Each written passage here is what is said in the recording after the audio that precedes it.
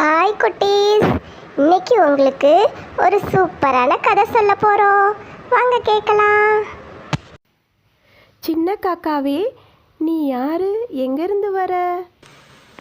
மாமரமே, நான் எங்கேருந்து வந்தா உனக்கு என்ன? அதையே நீ கேட்குற. உன்னுடைய மரம் நிறைய பழங்கள் இருக்கு, அதை சாப்பிடலான்னு வந்தேன். தாராளமாக உனக்கு எவ்வளவு பழங்கள் வேணுமோ நீ சாப்பிடு. ஆனால் அதுக்கு பதில் எனக்கு ஒரு உதவி செய்வியா? என்ன உதவி? என்னுடைய மரத்திலிருந்து எவ்வளவு பழம் வேணுமோ நீ எடுத்து சாப்பிட்டுக்கோ. அதுக்கப்புறம் அந்த கொட்டையை நீ போகும் இடங்கள் எல்லாம் போட்டுட்டே போனீன்னா என்னோட குழந்தைகள் எல்லா இடத்துலையும் மரமாக வளர்ந்து உனக்கு நிறைய கனிகள் கொடுப்பாங்க. ஏ மாமரமே, எனக்கு என்ன வேலை இல்லைன்னு நினச்சிட்டு இருக்கியா? எனக்கு நிறைய வேலைகள் இருக்கு. இந்த உதவியெல்லாம் என்னால் செய்ய முடியாது அப்படின்னு சொல்லிட்டு அந்த காக்கா மாம்பழத்தை சாப்பிட்டுட்டு அங்கே இருந்து பறந்து போயிடுச்சான். அதுக்கப்புறம் அங்கே மீனுக்குருவி பறந்து வந்துச்சான்.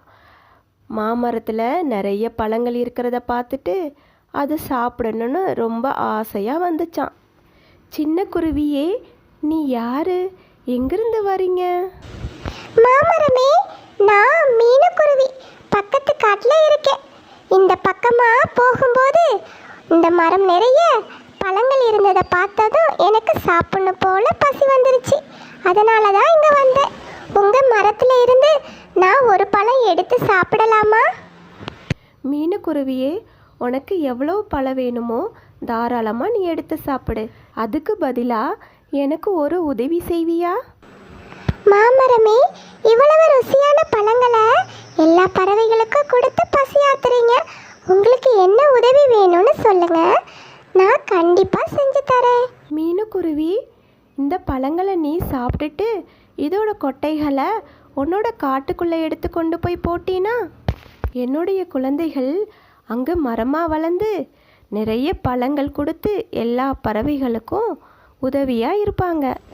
கண்டிப்பாக மாமரமே, உன்னுடைய விதைகளை எடுத்துட்டு போய் நான் எல்லா இடத்துலையுமே போடுறேன் அப்படின்னு சொல்லிட்டு அந்த மீனுக்குருவி அந்த பழங்களை எல்லாம் சாப்பிட்டுட்டு நிறைய விதைகள் எடுத்து கொண்டு போய் எல்லா இடத்துலையும் போட்டுச்சான். கொஞ்ச நாள்லையே அந்த விதைகள் எல்லாம் முளைச்சி செடியாக வளர்ந்துச்சான்.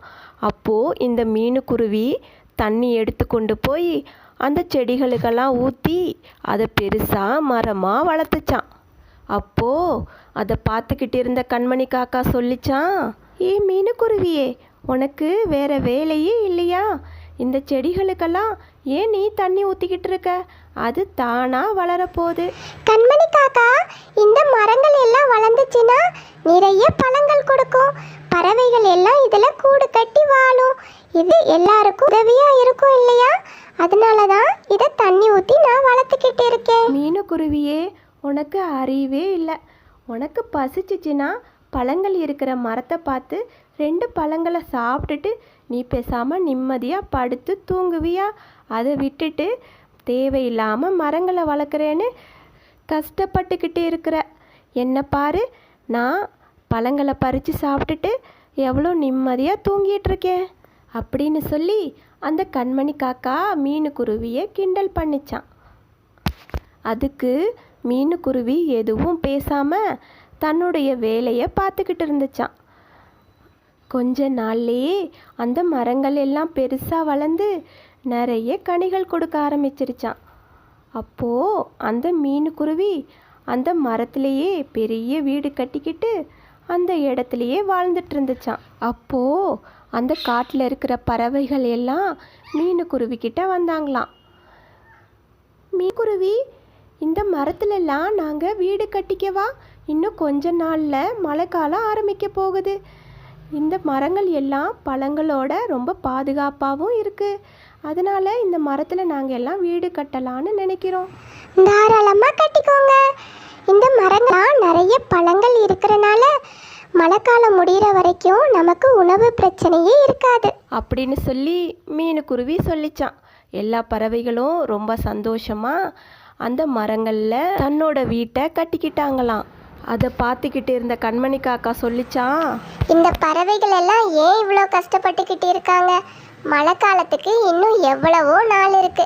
அதுக்குள்ள தேவையில்லாம இதெல்லாம் பண்ணிக்கிட்டு இருக்காங்க. நம்ம நிம்மதியா படுத்து தூங்குவோம் அப்படின்னு சொல்லிட்டு அந்த கண்மணி காக்கா சாப்பிட்டுட்டு படுத்து தூங்கிருச்சான்.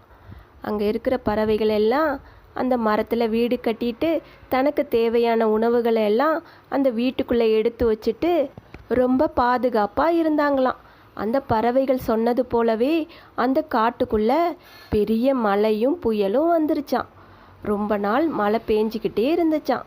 ஆனால் இந்த கண்மணி காக்கா தனக்கான கூடை கட்டிக்காதனால மழையில் நனைஞ்சிக்கிட்டே இருந்துச்சான். அதுக்கு சாப்பிட உணவும் கிடைக்கலையாம். எங்கேயும் பறந்து போய் தனக்கான உணவையும் அது தேட முடியலையாம்.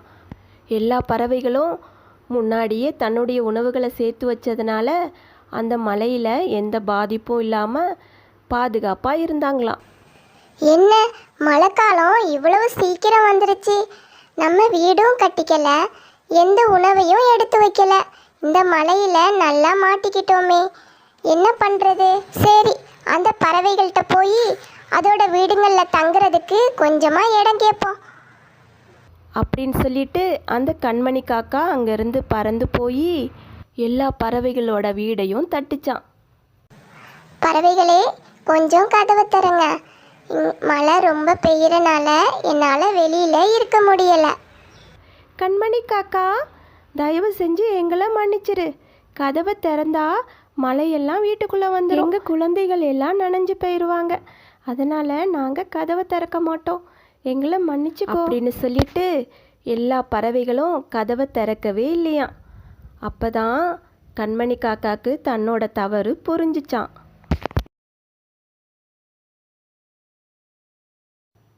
அப்போ மீனுக்குருவி என்ன மன்னிச்சிரு. நீ ரொம்ப அறிவுபூர்வமாக யோசிச்சு எல்லா பறவைகளுக்கும் உணவும் வீடும் இருக்கிறதுக்கு இந்த மரங்களை நட்டு வளர்த்துருக்க. நான் தான் அது புரியாமல் உன்னை கிண்டல் பண்ணி தப்பாக பேசிட்டேன். அந்த கண்மணி காக்கா மீனுக்குருவி கிட்ட மன்னிப்பு கேட்டுச்சான். குட்டீஸ், இந்த கதை உங்களுக்கு பிடிச்சிருக்கா? இந்த கதையிலேருந்து உங்களுக்கு என்ன புரிஞ்சுது? நம்ம எப்பயும் சோம்பேறியாக இருக்கக்கூடாது. நமக்கான வேலைகளை நம்ம சரியாக செய்யணும். அதே போல் எல்லாருக்கும் நம்ம நன்மை செஞ்சோன்னா நமக்கும் நன்மை தான் நடக்கும். சரியா குட்டீஸ், நம்ம சேனலை சப்ஸ்கிரைப் பண்ணி வச்சுக்கோங்க. அப்போ தான் நான் போடுற வீடியோ எல்லாம் உங்களுக்கு வரும். ஓகே குட்டீஸ், பாய், தேங்க்யூ.